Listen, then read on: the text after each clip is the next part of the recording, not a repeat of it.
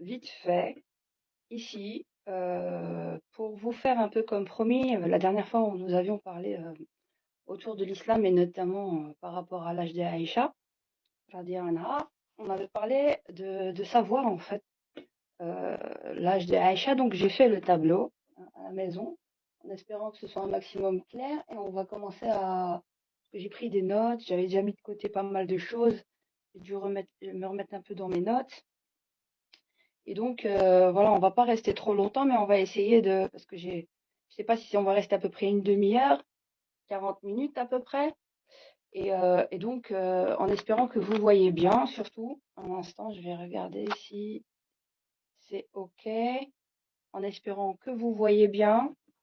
Voilà, j'espère que vous voyez l'intégralité du tableau. Donc, on va reprendre, hein, on va reprendre. Donc, je vais essayer de vous montrer. Donc ici, j'ai mis les dates, les noms des années bien précises. Donc comme j'ai dit, l'âge de Aïcha, c'est une simple question mathématique.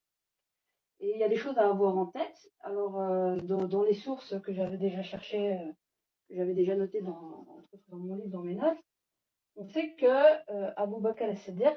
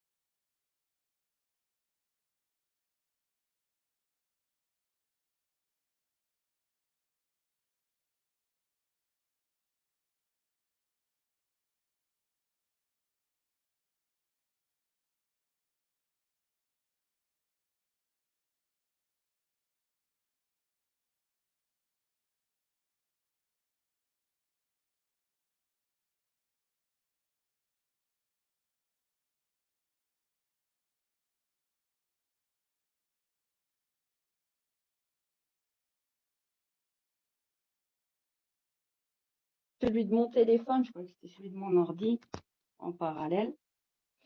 Donc, on va reprendre, on va terminer, parce qu'on était déjà en train de commencer vite fait. Donc, est-ce que vous voyez bien? Est-ce que vous voyez bien? Normalement, vous devrez bien voir. Ok, ok. Donc en 610, on dit que c'est la révélation. C'est là où notre bien-aimé prophète sallam, a reçu la révélation.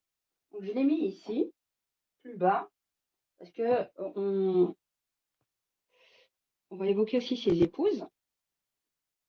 Donc en 610, on sait que Abu Bakr al-Siddiq, il a 37 ans. C'est un compagnon du prophète et il est marié à Rumman. Le surnom, c'est la mère de Aïcha et d'Abdurrahman. Parce que Abu Bakr al-Siddiq a déjà été marié une première fois et il a eu Esma. L'année 595, 595, c'est l'année donc où Abu Bakr al-Siddiq devient papa. C'est la naissance d'Esma. C'est la naissance d'Esma en 500, sa naissance.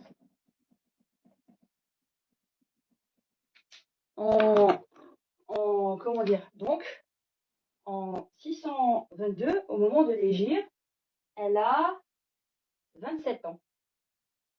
27 ans. Esma a 27 ans. 27, 28 ans, on va dire. Ça va jusque-là? Est-ce que vous suivez? Vous voyez bien le tableau? Parce que bon, j'essaye de vérifier de mon côté si vous voyez bien. Je vais peut-être rapprocher encore un petit peu. Et si je rapproche, vous ne voyez pas l'intégralité du tableau. Donc, logiquement, ça c'est mon fils, ça fait sa douche. Donc, Ferme la porte, bébé. Ferme. Je suis en plein cours. Allez. Donc, on reprend. Donc, en 622, c'est l'année de l'Hégire. Asma, la fille d'Abou Bakr al-Siddiq, donc, sa fille aînée, a 27 ans. 27 ans en 622. Jusque-là, vous suivez. Ok.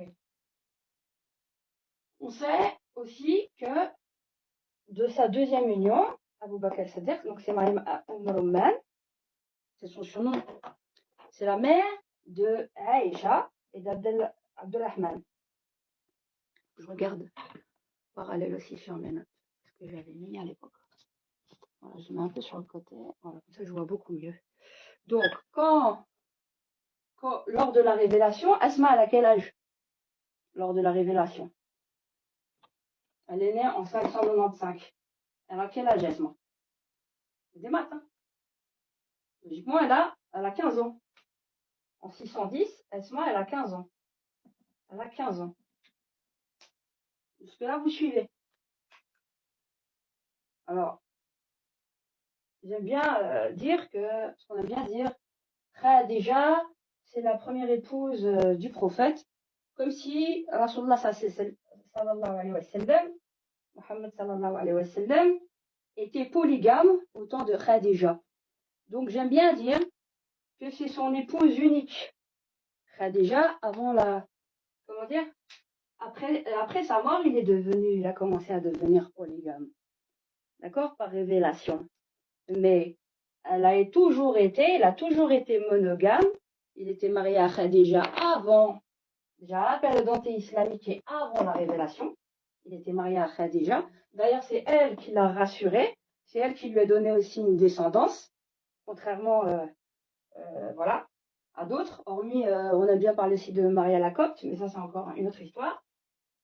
Il a eu un fils qui est mort en bas âge, à l'âge de 5 ans. Donc, Khadija était son épouse unique. Et quel âge avait-elle, Khadija? Elle avait 15 ans de plus que le prophète. Lorsque lui, il avait 25 ans, elle en avait 40. Elle était commerçante, veuve avec 3 enfants. Et elle lui a donné du travail et il a fait la gestion, elle lui a donné la gestion de son commerce. Il lui a fait fructifier son commerce.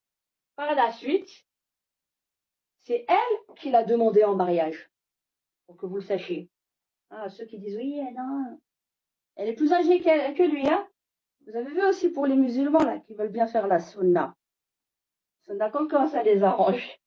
Va chercher une nana qui a 15 ans de plus que toi, tu auras la tranche de ta maman ou d'autres. Vous voulez faire sunna, faut aller jusqu'au bout, non? Allez, ça c'est la blague dans la blague. Alors Khadija, elle avait 40 ans. Donc pendant tout ce temps, donc la révélation est arrivée en 610, pendant tout ce temps, Khadija était mariée avec le prophète et elle est décédée en 620. 620. D'accord? Jusque là, vous suivez. Ok. Donc, on sait aussi que la naissance d'Abdelrahman, c'est au moment en 614 est né qui? Le petit Abdelrahman, c'est-à-dire le petit frère de Aïcha. En 614, que je ne dise pas de bêtises. Pourquoi? Parce qu'il avait 8 ans en 622, et on a des textes en ce sens, dans des hadiths. En 614, c'est la naissance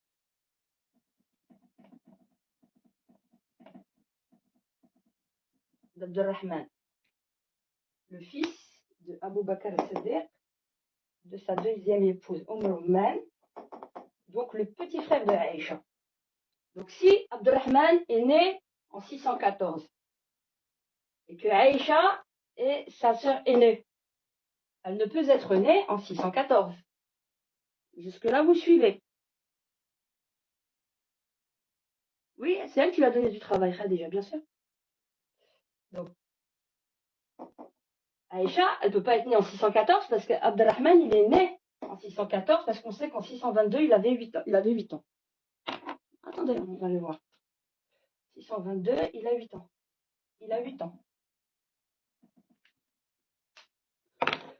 Z. Aïcha est morte en 678. 678. Aïcha, on sait qu'elle est morte. Je lui mets au fond tableau. C'est sa mort. Et on sait elle a vécu 50 ans après la mort de sa mère. Après la mort de sa propre mère, Aïcha, elle a vécu 50 ans encore après. Et on sait aussi qu'Asma, dans d'autres textes, parce que je ne les ai pas tous de tête, je crois que c'est chez Tabaré et d'autres encore, où on dit que Asma, elle est morte à 100 ans, aux alentours de la 73e année de l'Hégire, 73e ou 74e année de l'Hégire pour Asma, et qu'elle aurait eu 100 ans. Elle avait 100 ans. Donc 73 plus, on va dire, truc, ça fait 696, 695. J'ai dépassé le tableau. En 695, Asma aurait eu 100 ans et elle est morte à 100 ans. Et on sait qu'il y a 10 ans de différence entre Asma et Aïcha. Plusieurs historiens le disent. Donc, on sait que 695, Asma est morte à 100 ans. 100 ans, d'accord?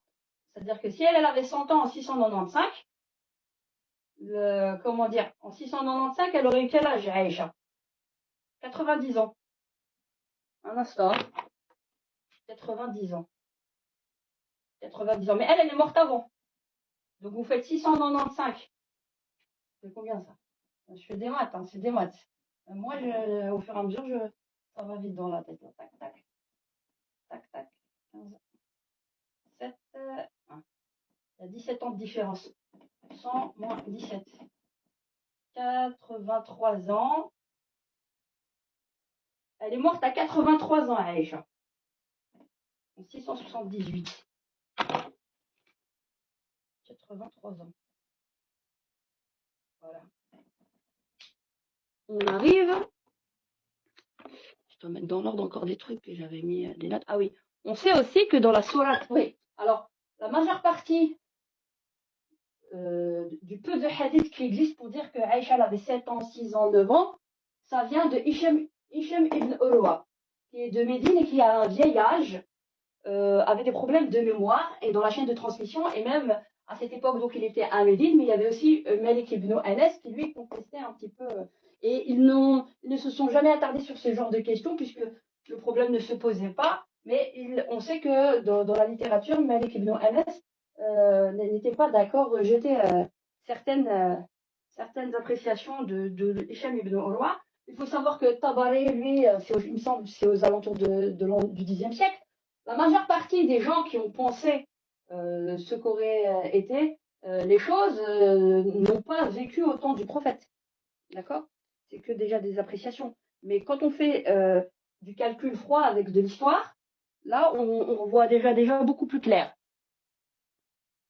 Alors, maths, hein, on va faire des équations. Attendez. Donc, je vous disais quoi? Très déjà, elle est morte en 620. Ça a été l'unique épouse du prophète. Il ne faut pas dire que c'est la première comme si elle faisait de la cohabitation avec toutes les autres. Jamais. Ça a été sa seule et unique femme monogame avec une femme plus âgée que lui, d'accord, qui travaillait, qui était indépendante. Hein, c'était halal, on ne voulait pas juste les enfermer à la maison. Donc, c'est juste parenthèse à parenthèse, hein, pour les plus... d'accord? Premièrement. Deuxièmement, 620, c'est là où elle est morte. Il était très chagriné. Et puis, il y a eu la révélation, on m'a dit, marie-toi avec une femme très intelligente. Ça n'a jamais été Aïcha tout de suite. La deuxième, c'est Saouda. Saouda est aussi une femme très âgée. Et veuve, il me semble, vous divorcez. Veuve. La majorité de toutes les femmes avec lesquelles Rasulallah s'est marié sont des veuves, des divorcées. La seule et unique qui n'a pas été ni veuve ni divorcée, et la plus jeune de toutes, a été Aïcha radhiyallahu anha, mais c'est pas au point de dire que c'était totalement une enfant. D'accord? Donc voilà. Donc, déjà il y a ça. Donc, la deuxième épouse, donc entre 620 et 622, c'est sa deuxième épouse. Bon, il les a gardés, hein, c'est pas le problème.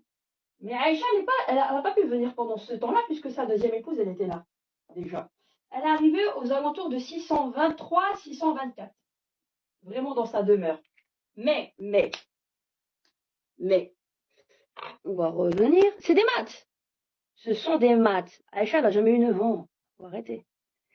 Donc, je vais aller dans deux sens. Je vais aller dans deux sens et vous allez voir que ça va s'entrecroiser. Je vous disais quoi? Je vous disais que Asma est morte en 695 à l'âge de 100 ans. Quand on fait la déduction, il y a 17 ans d'écart pour compter en fait la mort. C'est-à-dire que Aïcha, elle est morte avant Asma. 17 ans après, Asma est morte. Asma est l'aînée des filles d'Abou Bakr al-Siddiq et c'est elle qui est morte beaucoup plus tard que Aïcha, de 17 ans. Et elle était plus âgée qu'elle de 10 ans. Donc, en 695, Asma, elle avait 100 ans. Et ça, on a de la documentation. 100 ans. Et on a aussi de la documentation pure et dure, historienne, qui a 10 ans de différence entre les deux. Je vous ai fait le calcul. Et donc, 100 ans. Attendez, je me trompe. Attendez. 100 ans, 695 moins 600, il y a 17 ans d'écart. OK. Donc, 83 ans. En 678, Asma aurait eu 83 ans. Donc, en 678, pardon, il y a 10 ans de différence avec Aïcha. Aïcha, elle est morte à 73 ans. 73 ans. Aïcha, elle est morte à 73 ans en l'année 678. Et Asma, en 678, elle avait 83 ans. D'accord? 83 ans. Et donc, en 695, elle avait 100 ans. Donc, Aïcha, elle est morte à 73 ans en 678. Quel âge a-t-elle? Quel âge a-t-elle en 614? Alors, je vais vous faire le truc inverse. Dans la sourate El-Qamar, la lune, c'est une sourate mécoise qui est arrivée 8 ans avant l'Hégire. Et il y a un hadith de Aïcha, qui dit qu'elle se souvenait, quand elle allait ramener de l'eau, ou quand il y a deux termes de vocabulaire pour dire jeune fille ou enfant. Et là, elle parlait, c'est son récit, où elle relatait qu'elle se souvenait qu'elle était Jariya, et en arabe, cela signifie une jeune fille. Et ça se différencie de Sibia, qui veut dire une enfant. Et ça, on était en 614. Donc, ça veut dire qu'elle était adolescente. En supposant qu'elle était adolescente, donc elle est donc une adolescente, elle ne pouvait avoir 10 ans de moins. J'avais dit que je partais du principe qu'elle n'avait pas 10 ans de moins avant de faire mes calculs, exprès, pour revenir sur la même conclusion qu'il y avait quand même 10 ans de différence. Mais, donc on va dire que, voilà, on va dire ça. Donc on va dire quoi? Un adolescent, c'est quoi? C'est 12-15 ans. C'est 12-15 ans. Ou même 9 ans, on va dire. 12-15 ans. 12-15 ans. Ici, Aïcha, elle aurait entre 12 et 15 ans. Mais on connaît la date exacte de la naissance de Asma et sa date de mort. Donc, en 614, Asma, elle a 4 ans de plus. Elle a 19 ans. N'est-ce pas? Elle a 19 ans, ici. On sait qu'il y a une différence. En supposant que l'adolescence, elle peut commencer plus tôt. On va dire entre 9 et 12 ans. Pour dire Jalia. Jalia, on va dire que ça, chez nous, on va dire que ça fait 12-15 ans. On va dire non, on va aller beaucoup plus tôt. On va dire de 9 à 12 ans, on va dire. Il y a 10 ans de différence. Aïcha, elle avait quel âge? En 614, elle avait déjà 9 ans. Est-ce qu'on respecte bien les 10 ans de différence ou pas? Est-ce qu'ici, ça respecte bien les 10 ans de différence ou pas? La naissance de Abdelrahman, elle se fait en 614. Donc Aïcha, elle peut pas être née en 614. Elle a déjà 9 ans. Et il y a encore, dans Tabari, je crois, des trucs qui disaient que on trouvait qu'à la période anté-islamique, on sait qu'elle est née à la période anté-islamique. Ça prouve bien que la révélation, elle est née en 610. Donc quand elle est arrivée, la révélation, 4 ans avant, elle avait quel âge? Elle avait 5 ans. Aïcha, elle avait 5 ans quand la révélation elle est arrivée. Donc elle est bel et bien née à la période anté-islamique. On est d'accord. Elle est née quand alors par déduction, elle est née normalement en 605. Elle est née en 605, 5 ans avant la révélation. Ça va jusque-là? Ok. Donc, on respecte tout ça. La Sourate El-Qamar, 8 ans, 8 ans avant l'Hégire. Alors, 8 ans avant l'Hégire. C'est 622. 622 moins 8. Ça fait bien 614. Elle se souvient, Gélia, elle avait 9 ans, à peu près. Ouais, c'est bon? C'est clair ou pas? Voilà. Je pense que ça devrait le faire. Tout est dit. Je vous ai donné. Après, cherchez par vous-même. Je vous donnerai encore plus les sources en détail. Maintenant, ça, c'était pour faire vraiment... Ça va? Oui, oui, les sources, je les ai. C'est pas le problème. Mais si vous cherchez, vous verrez. Non, Aïcha, elle n'est pas morte à 65 ans. Non. Elle n'est pas morte à 65 ans. Elle est morte à 73 ans, pour être précise. Elle a 10 ans de différence avec Asma. Et on sait qu'Asma, elle est morte à 100 ans, en 695. Et on sait qu'elle est née en 595. Aux alentours de peut-être 98 ans, ou peut-être 72 ans. Et pas 65. Ah, peut-être à un an près, peut-être qu'on va se tromper, on va dire 1 ou 2 ans. Mais pas des masses. En tout cas, alors concrètement, 623, elle est rentrée. Alors ici, c'est quoi 620? Ça, c'est l'Hégire. 622. C'est la mort de Khadija. 622. Aïcha, elle n'est pas rentrée là. Elle est rentrée à quel âge? C'est ça que vous voulez savoir. Vous avez oublié la base. Donc ici, au moment de l'Hégire, elle avait 17 ans. La première année de l'Hégire, elle a 17 ans, mais elle est venue quand? À peu près 1 à 2 ans après. En gros, on va dire, pour être exact, entre 17 et 20. Je dirais qu'elle serait peut-être 18, 20, 19. Voilà, on se laisse une marge, pour pas dire qu'on est à fond sûr, mais certaines choses, on est vraiment catégorique. Et vous voyez bien qu'elle avait, la première année de l'Hégire, elle n'a pas pu rentrer là, puisqu'elle avait déjà Saouda. Elle est venue après, vraiment habiter avec lui entre 623 et 624. Donc, on va dire ça. De 17 à 20 ans, on se laisse une marge. Mais elle n'a jamais eu 7, 8, 9 ans ou encore moins ou 6 ans. D'accord? Voilà. Salam alaikum et bonne méditation. Bonsoir tout le monde, j'espère que vous allez tous bien. Nous revoilà, ce soir, afin de continuer sur la lancée par rapport à l'âge de Aïcha et de son mariage avec le prophète sallallahu alayhi wa sallam. Et donc pour faire réfléchir, voir que finalement ce ne sont que des calculs et il faut se baser aussi sur l'histoire. Donc on va continuer pour réfléchir à tout cela et en parallèle, on va remettre dans le contexte de ce qui se passait donc au 7e siècle, en ces temps, de manière à bien savoir de quoi nous parlons, n'est-ce pas? Donc je vais vous mettre dans un premier temps, en parallèle, je suis en train de vous parler, mais je vais voir des sources. Qu'est-ce qui se passe en ces temps au 7e siècle à travers le monde? On va regarder ensemble ce qu'était donc le mariage au Moyen Âge. Donc ici, je vais vous montrer certaines choses. Je vais... Un instant, non, tac, ça on n'a pas besoin. Je vais vous partager un peu ce qui se dit, ce qui se fait, donc on ferme, sur carnet d'histoire, comme ça je vous donne des sources. On part sur du concret, au 7e siècle, qu'est-ce qui se passe? Après on va commencer les calculs, d'accord? On va continuer plutôt, les calculs. Donc ici, ce sont des carnets d'histoire qui nous expliquent un peu ce qui se passe au 7e siècle, et durant le Moyen-Âge, l'histoire du mariage au Moyen-Âge. Alors, on va lire ensemble, déjà pour remettre les choses dans leur contexte. Le mariage fait partie de ces cérémonies qui perdurent à travers les siècles. Aujourd'hui, témoignage de l'amour entre deux personnes, il fut pendant de nombreux siècles l'instrument dans les alliances familiales et une façon de gravir les échelons de la société. À travers cet article, je vous propose de découvrir l'évolution du mariage médiéval au fil des siècles, ainsi que ses rituels et tout ce qui en découle, alliés aux adeptes des romans à l'eau de rose. Cette lecture sur le mariage au Moyen-Âge n'est pas pour vous. Alors, le mariage médiéval évolue au fil des siècles. Donc, c'est dans le carnet d'histoire, d'accord. De la polygamie à la monogamie. Donc, pourquoi je fais ça aussi? De manière, un instant, je vais peut-être rajouter encore du zoom, de manière que ce soit un maximum clair. Et voilà, je vais essayer de mettre, on n'a pas besoin de me voir pour faire les choses. Je pense que ici ça sera beaucoup plus lisible.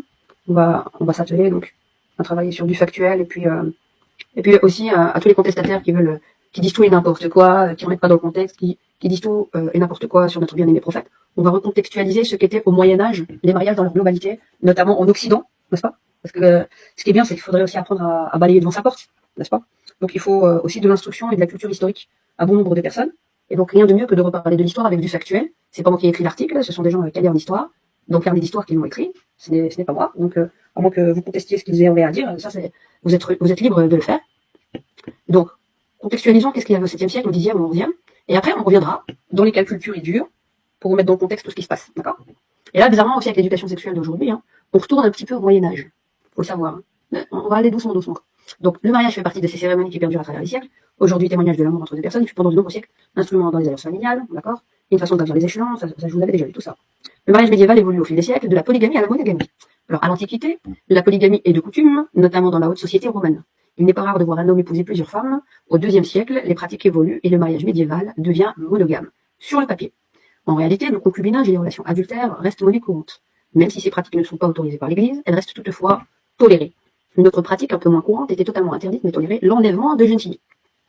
D'accord? Ce système peu conventionnel permettait aux hommes de constituer un mariage supérieur à leur rang social ou tout simplement de faire valider un mariage non souhaité par les parents. Alors, de l'endogamie à l'hypergamie, dans le haut Moyen-Âge jusqu'au 8e siècle, vous entendez? 8e siècle. Notre bien-aimé prophète est né quand? Au 6e siècle, aux alentours de 570. Dans le haut Moyen-Âge jusqu'au 8e siècle, le mariage médiéval avait pour objectif principal de former ou consolider les alliances familiales. Il est alors endogamique, c'est-à-dire qu'il se crée dans un cadre restreint. Il est donc courant à cette époque d'épouser son cousin ou sa cousine à un degré assez rapproché. Le mariage médiéval est à cette époque peu religieux. Vous entendez? Jusqu'au 8e siècle. Peu religieux. Donc se marier avec les cousins et les cousines. À partir du 9e siècle, cet usage va évoluer avec l'ascension des Carolingiens, qui vont, avec l'Église, commencer à cadrer le mariage en instaurant le couple monogame. Et l'impossibilité de le rompre.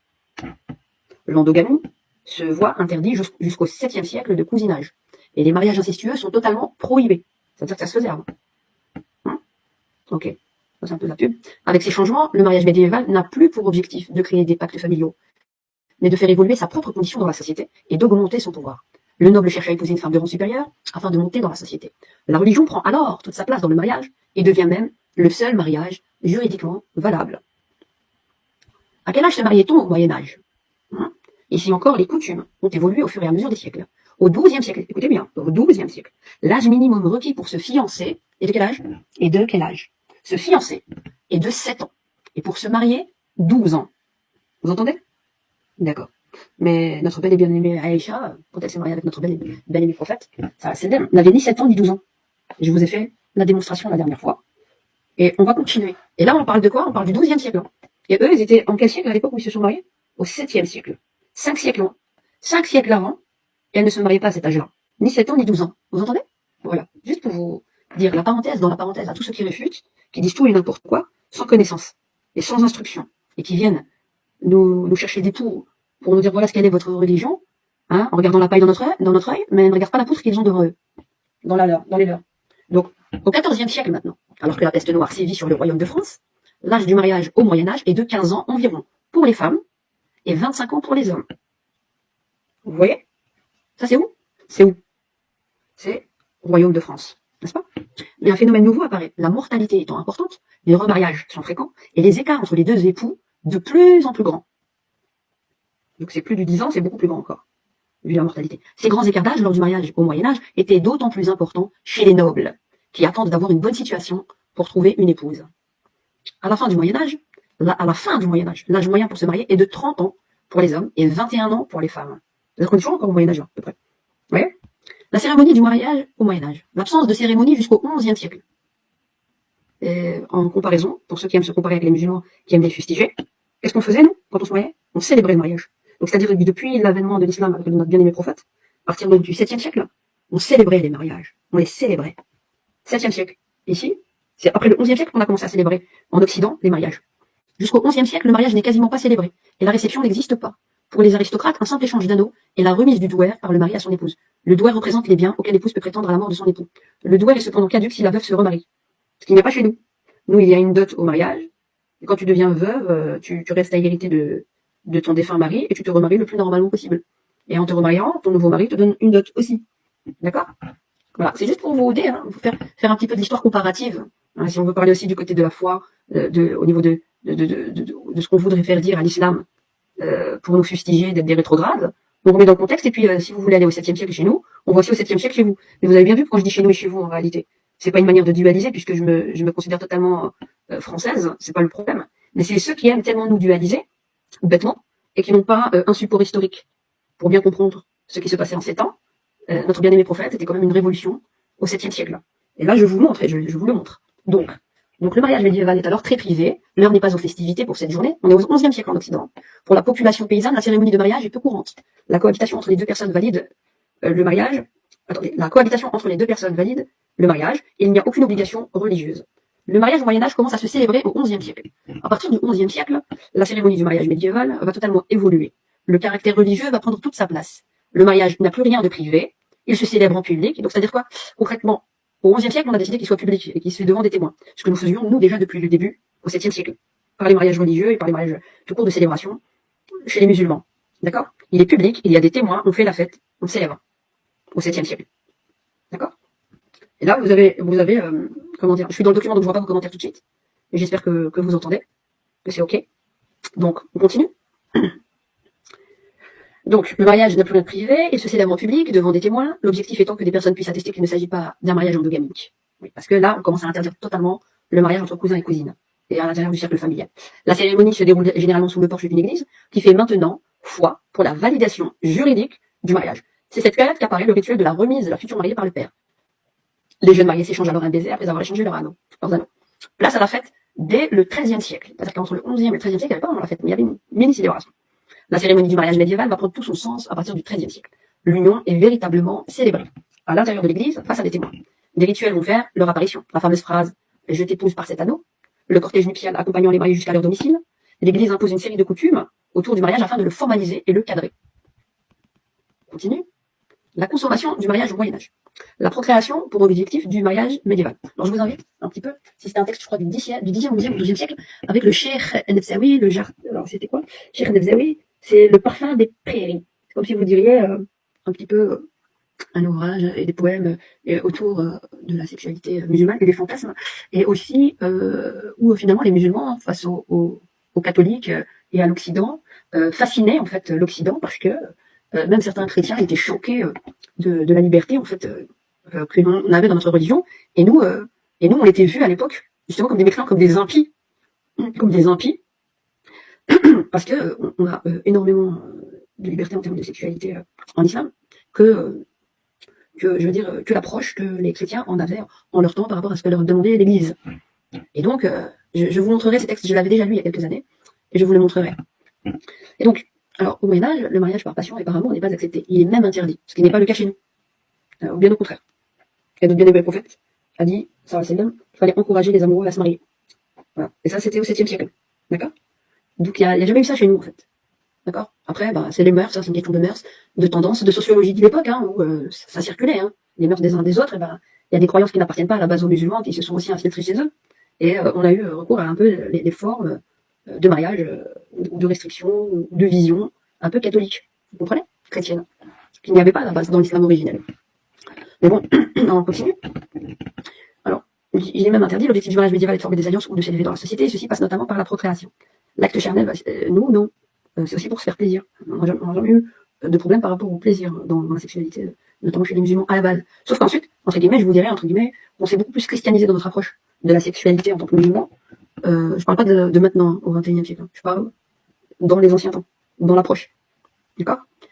Et c'est resté, en fait, je pense, dans les traditions et à travers des hadiths qui ne sont finalement que le reflet d'une pensée de certains hommes de l'époque et qui l'ont imputé indûment au prophète. D'accord? Ça, c'est bon. Donc l'acte charnel n'est donc pas ordonné au plaisir. Vous imaginez si à chaque fois vous ne devez pas vous faire plaisir, et à chaque fois que vous devez avoir des relations sexuelles pour procréer, on peut pleurer la terre. Quoi. Bon. Bref, l'acte charnel n'est donc pas ordonné au plaisir, mais uniquement pour faire des enfants et agrandir la famille.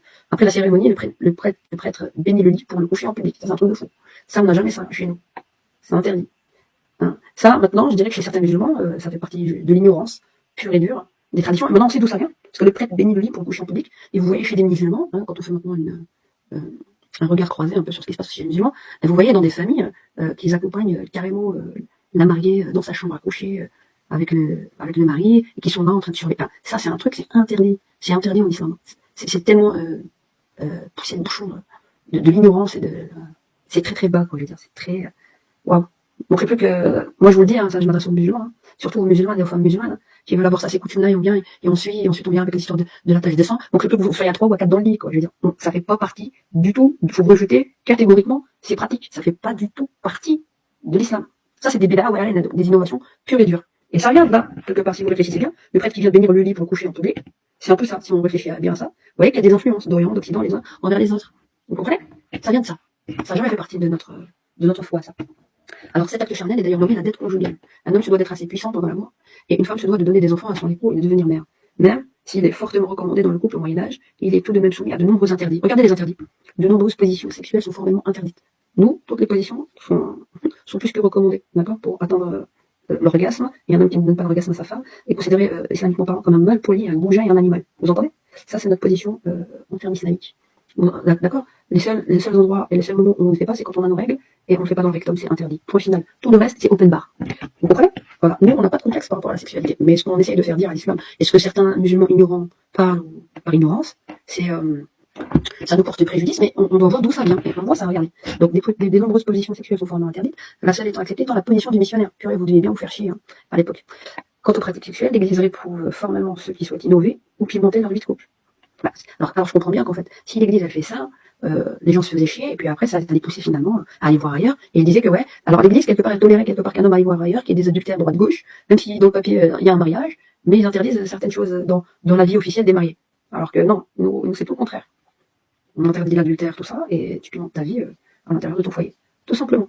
Donc alors le plaisir charnel est également soumis à un plan particulièrement strict. Alors, les périodes d'abstinence du mariage au Moyen-Âge. Au Moyen-Âge, le couple ne peut pas s'adonner à l'acte sexuel quand il le souhaite. De nombreuses périodes d'abstinence sont mises en place. Alors, on va voir. Au niveau des jours de semaine, carrément. Nous, on dit qu'on est des rigoristes, des islamistes, intégristes. Waouh. Au niveau des jours de semaine, d'abord, les dimanches, mercredis et vendredis sont interdits. Durant certaines périodes de l'année, les jeûnes de Pâques et de Noël, ainsi que toutes les fêtes saintes. Il n'est également pas autorisé durant les périodes de menstruation, ça oui. Les grossesses, non. On peut avoir des rapports même en étant en grossesse. Durant 40 jours après l'accouchement, ça oui aussi. C'est le temps de se remettre des métrorragies après l'accouchement. Pendant l'allaitement, ça non. Donc, nous, chez nous, pendant les menstruations, on ne fait pas chez les musulmans. Durant 40 jours après l'accouchement, d'ailleurs, je me demandais comment ils arrivent à faire. Là, quand je dis durant 40 jours après l'accouchement, je parle de quoi? Je parle de pénétration. D'accord? Tout le reste, vous êtes censé, par déduction, comprendre. D'accord? Pendant l'allaitement, ça pose pas problème. Pendant les grossesses chez nous, ça pose pas problème. D'accord? Alors, cette règle matrimoniale est la même si vous êtes paysan ou bien roi ou reine. Carrément. Si le couple à l'époque médiévale respectait vraiment ces interdits, on ne peut pas passionner qu'il soit dans l'adultère après. Peu de naissances auraient vraiment eu lieu. Voilà. Donc, on est d'accord. Ok? Le droit de cuissage, au Moyen-Âge, info ou intox. Le fameux droit de cuissage est un droit octroyé au seigneur pour consommer le mariage de son vassal, ou serf, carrément. Autrement dit, après le mariage, c'est le seigneur qui finit. C'est quoi l'histoire? Ah, quelle horreur, dites-moi. Autrement dit, après le mariage, c'est le seigneur qui finit dans le lit du couple avec la jeune épouse. Ah bah c'est bien ça, civilisation. C'est un truc de malade. Ce droit de cuissage est bien entendu une légende. Ah heureusement, ça m'a fait peur. Aucune trace écrite ne relate ce genre de situation lors d'un mariage au Moyen-Âge. Cette légende est contée au siècle des Lumières et au 19e siècle pour dénoncer les abus. Ah d'accord. Les abus de l'aristocratie. Ouais. C'est ça qu'ils faisaient. Donc c'est-à-dire que ça fait quoi? Donc au siècle des Lumières, au 19e siècle, il y a le droit de cuissage. On vous invente des fables et des légendes pour finalement profiter de vos épouses. Ah bah c'est bien, je crois pas que ça a changé. On a donné sa fille ou sa femme, là, déjà avec l'affaire Pellicot, bah, tous les violets. Et quelle horreur, on laissez tomber. Alors, le divorce existe-t-il à l'époque médiévale? Chez nous, oui. Chez nous, oui. Par exemple, ça, c'est la différence, par exemple. Le mariage au Moyen-Âge est indissoluble. Il n'est en aucun cas possible pour l'un ou l'autre des époux de divorcer et de mettre fin à ce mariage. Quelques exceptions existent même et permettent de mettre fin à une union. L'impuissance de l'époux ne pouvant donner des héritiers au mariage, la consanguinité, un mariage non consenti, ou si le marié soit entré dans les ordres religieux. Alors nous, de notre point de vue en tant que musulmans, tu as le droit de mettre fin à l'union avec ton mari au moment de ton mariage si tu découvres qu'il est impuissant et qu'il n'est pas capable de te donner la jouissance, parce que pour tout simplement ça va te forcer à ne pas baisser ton regard et à être dans un besoin qui n'est pas comblé et avoir le risque d'être tenté d'aller voir ailleurs. Et pour éviter toutes les situations donc adultérines, de choses qui te poussent justement à faire un péché d'un point de vue musulman, tu coupes tout de suite. Et ça c'est le droit des femmes, trop souvent biaisé chez les musulmans, où finalement si l'homme est impuissant, on va mettre ça sur le dos de la femme, comme quoi elle ne saurait pas avoir d'enfant, et on lui donne, alors que c'est l'homme en réalité qui ne veut pas se soigner. Ça c'est de l'ignorance pure et dure, et puis comment dire, souvent les femmes ont bon dos, comme on dit, ont bon dos dans la communauté musulmane, tout simplement parce que des fois elles connaissent pas suffisamment leurs droits, ou qu'elles sont honteuses de pouvoir en parler, parce que si elles disent que moi je vais demander le divorce pour ça, on voudrait carrément les faire quasiment passer pour une des perverses. C'est-à-dire, ah ouais, ça te suffit pas, t'en veux d'autres. Alors que le mec, il est même pas capable déjà de lui donner le minimum. Donc c'est une base. Mais ça veut pas dire que c'est une obligation morale de le divorcer. S'il a énormément d'autres qualités, ils peuvent trouver, euh, comment dire, ils peuvent trouver des solutions entre eux. Je veux dire, c'est pas le problème. Mais ce que je veux dire, c'est que c'est un droit quand même, en tant que femme musulmane. Et ça, faut le savoir, je m'adresse aux musulmanes. C'est un droit. Trop souvent, vous laissez de côté. Vous laissez, pour certaines musulmanes, maltraiter par la belle famille, ou le mari tout court qui veut pas se soigner, vous comprenez, et qu'on commence à dire plein de ragots sur votre dos, et jusqu'à ce qu'on vous empoisonne votre vie, alors que le problème, il vient de leur fils. Ça aussi, vous voyez, moi, je parle aussi bien aux musulmans qu'aux non-musulmans. Donc, comme ça, on a un regard croisé un petit peu sur les choses, et qu'on a beaucoup de recul aussi. Donc voilà, il y a déjà de ça. Par exemple, déjà, en islam, en tant que musulmane, la jeune fille, si tu n'es pas d'accord, c'est toi qui as le dernier mot. Alors, concernant les mahrams, il dit tuteur. Le tuteur, entre guillemets, est censé être ton père ou ton oncle, si tu n'as plus de père ou quoi, de manière à protéger tes intérêts lors de ton mariage, pour toi. Mais il n'est en aucun cas légitime pour se substituer à ta décision ou te faire un chantage affectif. Parce que là, il est dans le grand péché, et il est en train de contourner une loi divine, une loi de Dieu du point de vue musulman. Nul contrainte en religion, le verset qui est dans le Coran, qui te dit nul contrainte en religion. Et le fait même que tu es libre, et que si tu n'es pas d'accord, tu as le droit de dire non, sans que tu ne sois en porte-à-faux par rapport à Dieu. Et si on te marie contre ton gré, ce mariage est caduc. D'accord? Voilà, faut que tu le saches. Donc on continue. Voilà, ça c'est, vous voyez, on a vu un peu du côté de l'église, comment ça se passe. Donc pour revenir, on a fait le tour vite fait. Donc pour revenir, comment ça se passait au XIe siècle? C'était entre 7 et 12 ans, c'est ça? 7 et 12 ans. Apparemment, on est en train de revenir au Moyen-Âge occidental, quand on fait l'éducation sexuelle des enfants, pour leur faire comprendre. Je voulais encore vous partager encore d'autres sources, et après on va commencer à travailler dans le fond. J'allais vous faire ça. Un instant, comment ça s'appelle tout ça? Dossier pédagogique, on va chercher ça un instant.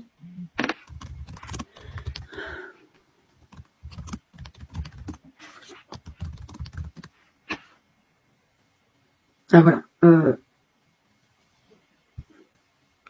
Non, je dis pas de bêtises. Alors, 9e siècle, la polygamie très fréquente troublait le sens profond du mariage, c'est pas ça que je voulais. Ah oui, voilà. L'enfance au Moyen-Âge. Voilà, c'est ça que je voulais vous partager. Ça va, les amis? Ça va. Salam alaikum à tous ceux qui nous rejoignent. Apparemment, on verra bien comment ça se passe, si vous entendez. Donc on continue vite fait, et puis ensuite on va regarder ce qu'était donc l'enfance au Moyen-Âge. Je vais vous partager ça. Tac. Donc c'est pédagogique, c'est un travail de fond qui a été fait à peu près, qui parlait un petit peu de donc les étapes de l'enfance. Un instant. Là on retourne au Moyen-Âge avec l'éducation sexuelle, c'est un truc de fou. On n'est pas contre l'éducation sexuelle, mais il y a éducation et éducation. Donc commence. Les étapes de l'enfance au Moyen-Âge. Vous voyez? Quand on veut parler de quelque chose, il faut pouvoir aller jusqu'au bout et assumer. Donc on va à fond. Donc les étapes de l'enfance. Certaines étapes de l'enfance, absentes des différentes théories des âges de la vie, apparaissent néanmoins aux yeux des parents et des médecins comme des moments charnières. C'est notamment le cas de la vie fœtale sur laquelle insistent les hommes d'église, les juristes, les médecins et surtout les parents. Fœtus et nouveau-né. Le regard des parents. Pour les parents, le fœtus n'est pas un tout petit animal, sans conscience. On pense qu'il a peur dans le noir, qu'il pleure et éprouve des sentiments, qu'il s'ennuie ou au contraire qu'il joue dans le ventre de sa mère, qu'il peut tomber malade et qu'il a déjà besoin d'un ange gardien. On croit aussi qu'il peut décider par lui-même de ne pas naître et de remonter haut dans l'utérus maternel. C'est ainsi que Guibert de Nogent, au XIe siècle, explique sa naissance difficile. Le fœtus s'est déjà prié Dieu. Il peut donc être béni in utero. Le retour des médecins. Pour les médecins, le fœtus est un enfant à part entière. Donc, c'est-à-dire, en Moyen-Âge, on considérait que le fœtus était un enfant. Vous voyez que tout est philosophique, finalement. Donc, quelle est la manière qu'on a comme approche aujourd'hui pour dire qu'il n'est pas un être humain, en fait, tant qu'il n'a pas atteint certains stades de certaines semaines. Donc, déjà, au Moyen-Âge, on est au XIe siècle. Pour les médecins, le fœtus est un enfant à part entière. Il mérite ce nom dès lors qu'il prend forme humaine, comme l'affirme Constantin l'Africain au XIe siècle, et qu'il a reçu le don de l'âme par infusion. Pour Barthélemy Langlais, encyclopédiste du XIIIe siècle, l'animation du corps se produit au 46e jour de grossesse, sans considération de sexe. Alors que pour Aristote, suivi en cela par l'Église médiévale, elle s'effectue 40 jours après la conception pour les garçons et 90 jours après pour les filles. Vous voyez la ségrégation quand même, ça reste l'approche des hommes en général. Ensuite, le fœtus n'est pas indifférencié. Les médecins médiévaux, s'inspirant des traités hippocratiques, ont appris à s'intéresser successivement au fœtus de 7 mois et au fœtus de 8 mois. Les regards des juristes. Pour les juristes, le fœtus n'a droit au nom d'enfant qu'après la naissance. Avant, il est appelé fruit ou ventre enceint de la mère. Mais c'est une personne à laquelle on reconnaît certaines capacités. Les clercs d'église ou de justice en veulent pour preuve un passage de l'évangile de Luc, où il est dit que Jean-Baptiste tressaille dans le ventre d'Élisabeth au moment où celle-ci croise Marie, enceinte de Jésus. Le fœtus a une conscience éveillée, il a donc des droits. En particulier, et contrairement à aujourd'hui, il est considéré comme un héritier à part entière. Un père peut doter sa fille à naître ou réserver une part d'héritage pour son fils en gestation, en vertu de l'adage juridique selon lequel celui qui est encore à naître ne doit pas être lésé. le fœtus reçoit son statut d'homme libre ou de serf in utero. Par conséquent, il peut être frappé de taxes sur sa personne, au péage, où les juifs sont soumis à une taxe corporelle sur leur déplacement. Un fœtus peut être imposé à un peu plus de la moitié du coût d'un adulte mâle, comme on le voit au péage de Chalon à la fin du XIVe siècle. Vous entendez? Le premier cri. Toujours pour les juristes, le nouveau-né n'acquiert pas son statut d'enfant au moment précis où il naît, mais quelques secondes plus tard, quand il pousse son premier cri. Ce cri est considéré comme un acte juridique. Le bébé réserve ainsi son héritage paternel s'il est orphelin de père. Et s'il meurt avant sa mère, celle-ci pourra en hériter à son tour. Il transmet l'héritage à sa mère en mourant. Grâce au premier cri de l'enfant, le père pourra conserver la dot de son épouse morte en couche, au lieu de la restituer aux parents de cette dernière, comme le veut la coutume. Faire crier l'enfant à la naissance est donc une absolue nécessité pour bien des familles. Vous entendez? La petite enfance, ça c'était au Moyen-Âge. La petite enfance, l'âge de la parole. L'âge de 3 ans est considéré comme le début de la lente transformation de l'enfant en adulte. C'est l'âge de la parole, de la maîtrise de la marche et de la course, de l'habileté manuelle. Les cas exemplaires ne manquent pas. C'est à 3 ans, est-il dit, que la Vierge Marie entra au temple pour y recevoir sa première instruction. Et c'est dès cet âge que l'enfant Jésus manifesta l'esprit de science. Un texte moralisateur et didactique, destiné à connaître un vif succès jusqu'au XIXe siècle, s'intitule De l'enfant sage qui n'a voix que 3 ans. De même, les héros de romans médiévaux sont savants dès 3 ans. C'est le cas du petit Lancelot, doté d'un précepteur à cet âge. Les aristocrates, qui apprécient les enfants précoces, se conforment à ce modèle. 3 ans est justement l'âge auquel on fait fabriquer un livre de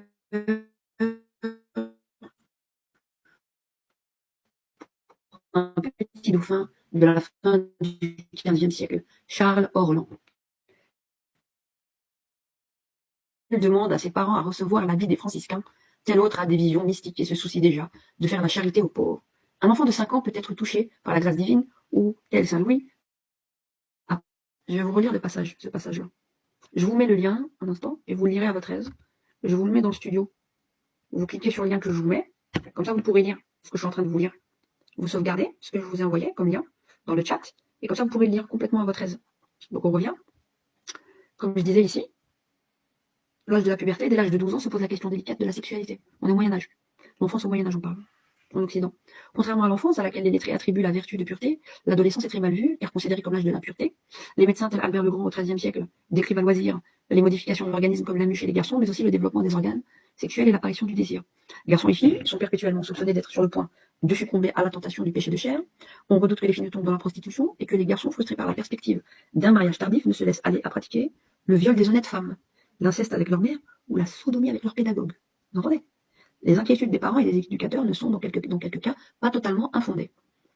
À Avignon, par exemple, à la fin du Moyen-Âge, les prostituées appelées fillettes de joie, mignottes, fillettes et tout ça, entraient effectivement dans la carrière avant l'âge de 15 ans. C'est-à-dire qu'aujourd'hui, on est en 2024 et vous voyez des jeunes filles de moins de 15 ans qui sont carrément exactement dans cette logique. Ah, on n'est pas sorti du Moyen-Âge apparemment. Et pourtant, il fut un temps où, non, il n'y avait rien de tout ça. Mais là, on est reparti vers quelque chose de grave. Comme les jeunes filles, et contrairement aux femmes mariées, les prostituées laissent flotter librement leurs cheveux. Ça veut dire que les femmes mariées, elles se couvraient les cheveux. Ça, on parle de quoi? On parle de ça en Occident. On parle de ça en Occident. Mais aussi par rapport au fait que cette croyance-là, même insidieuse, chez les musulmans, de croire qu'une femme qui n'a pas les cheveux couverts est potentiellement une prostituée, pour certains, hein, qui est la connotation dans l'arrière-boutique de leur psyché, ça vient du christianisme. Puisque nous, notre religion, en tant que musulmans, est venue faire une certaine rupture. Et si les femmes du prophète sallam se sont couvertes, ça je vous ai déjà fait des vidéos en ce sens-là, il faut étudier les conditions de la révélation et le pourquoi du comment elles en sont arrivées à se couvrir, tout simplement parce que on était aussi dans de l'harcèlement sexuel et des hypocrites qui voulaient intenter de la raillerie contre le prophète en touchant indirectement à la réputation de ces femmes. D'ailleurs, c'est ce qu'elles ont fait par rapport à Aïcha. Donc, on remet ça dans le contexte et puis finalement, si on doit aussi réfléchir quant à la, on va revenir vite fait ici. Si on doit réfléchir, non, je sais pas si on va faire comme ça, mais je sais pas. Je vais revenir. Si on doit réfléchir aussi à la connotation de ce que serait censé dire le voile, il n'a été qu'une interprétation des hommes qui a été cadenassée dans un métatexte au Xe siècle, c'est-à-dire 3 siècles après le mort du prophète, et qui n'a été qu'une interprétation. Et entre le 7e et le 10e siècle, cela a été une tradition qui a continué d'être perpétrée le plus normalement du monde, sans que ça pose spécifiquement problème. Mais la canonisation à travers le fiqh et le haut sur le fiqh ne s'est faite qu'au 10e siècle pour faire dire au voile ce qu'il ne disait pas. Alors que les femmes du prophète avaient aussi un statut particulier par rapport au restant des autres femmes.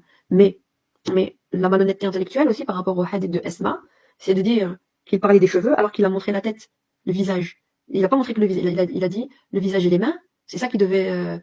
il a montré comme ça la tête, il a fait un geste, il a montré la tête et les mains. Ça veut dire quoi? Parce que dans une période, dans le désert, il fait chaud, on s'habille pas fortement, et déjà à l'époque, ils n'avaient pas trop de tissu non plus, et que les personnes étaient assez découvertes à la base. Et quand il y a eu la révélation, et que d'ailleurs, à cette époque-là, Aïcha avait plus ou moins 17 ans lorsqu'il a eu la dite révélation concernant le khimar. D'accord? Mais les savants dits, entre guillemets, musulmans, ont choisi totalement arbitrairement que le khimar, ça vient de khomor, de ce qui enivre, ce qui enivre parce qu'il nous excite les cheveux, donc les cheveux nous excitent, donc il faut que tu coupes tes cheveux. C'est une déduction de leur part qui a mimé en fait les croyances chrétiennes et juives. Parce que la juive, elle met une perruque et que les chrétiennes se chalaient. D'accord? Mais si on doit retourner à la légitimité même au niveau même islamique du fait même que les femmes dites se couvraient, la révélation n'a été faite qu'au moment où Aïcha avait plus ou moins 17 ans concernant le voile. Donc, concrètement, ce que je vais vous dire, je suis un musulman, donc ça reste mon appréciation, et je pourrais largement argumenter en la question.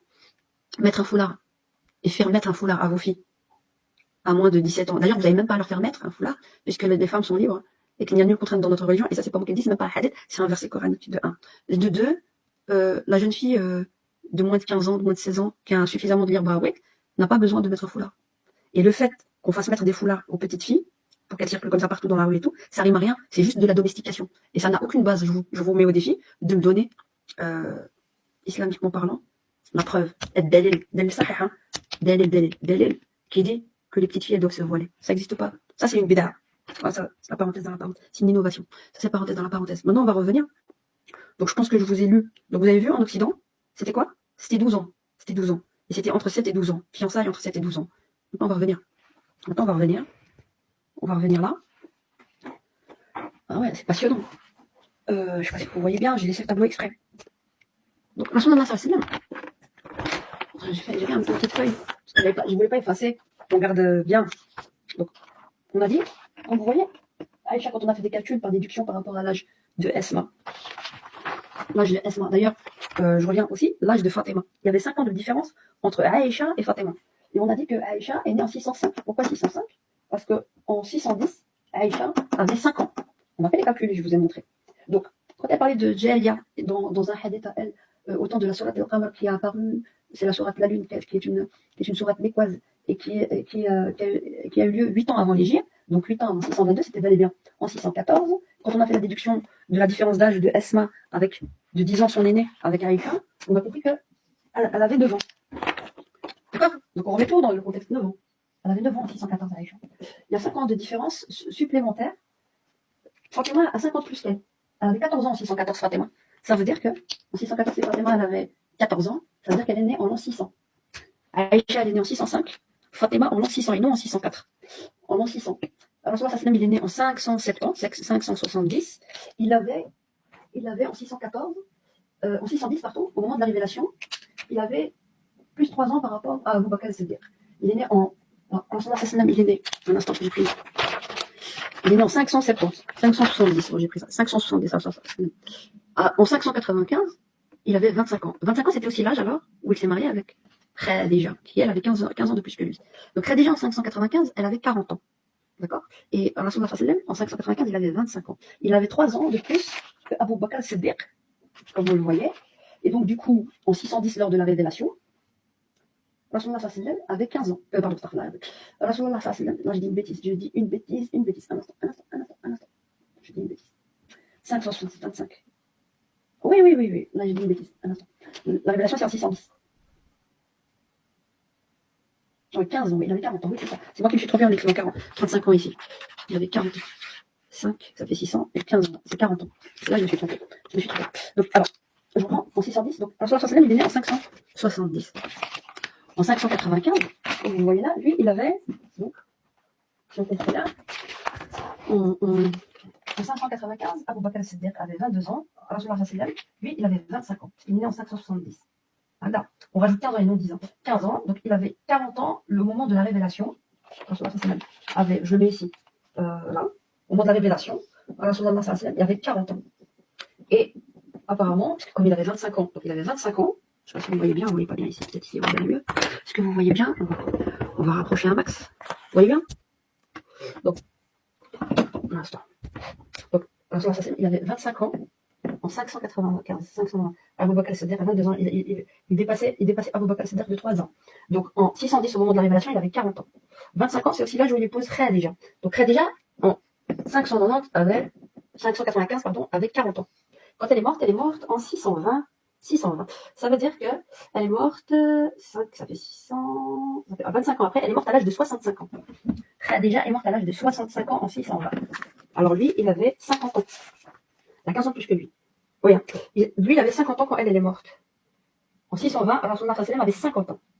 D'accord 620, si je dis pas de bêtises.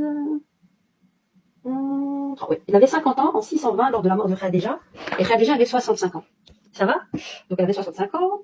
Donc concrètement, Aïcha, comme je vous ai dit, elle est rentrée entre l'âge. Si elle est rentrée en 622, en 623, 624, entre 17 et 20 ans, il avait concrètement entre 52 ans pour 17 ans. Elle aurait 17 ans et lui, il aurait 52 ans. Mais en réalité, on dit qu'elle est plus rentrée à l'âge. Voilà, on va se laisser une marge, comme je vous ai dit, entre 17 et 20 ans. Donc on rajoute 3 ans à Rasulullah sallallahu alayhi wa sallam, c'est-à-dire entre 52. Alors lui, donc ça veut dire quoi? Ça veut dire concrètement, je vais effacer vite fait juste pour vous montrer un truc. Ici, ça veut dire que lui, on va reprendre, il est né en 570. En 610, on va pas faire ça, en 610. En 600, 605, 610, on va reprendre aussi, un instant. Je sais pas si vous voyez bien. Est-ce que vous voyez bien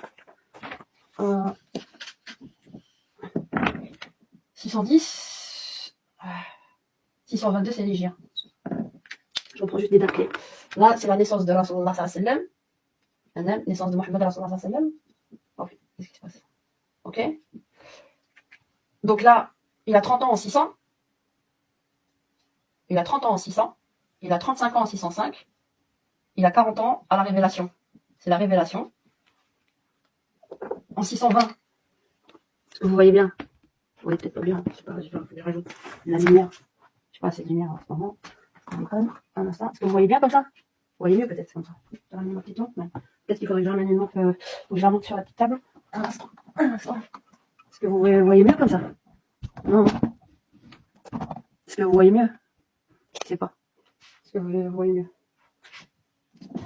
Voilà, en espérant que vous voyez mieux. Donc, on comprend quoi? Un instant. Donc, on comprend que en 570, Rasulullah sallam est né. 30 ans après, en l'an 600, il a 30 ans. Donc, il a 30 ans quand il a qui? Je vous ai parlé de qui tout à l'heure? De Fatima. Fatima est née en 600. Fatima, elle est née ici. Quand il y a eu Fatima, lui, il avait 30 ans. Aïcha est née en 605. Naissance. Elles ont 50 différences. Parce que il a eu la révélation à 40 ans. D'accord?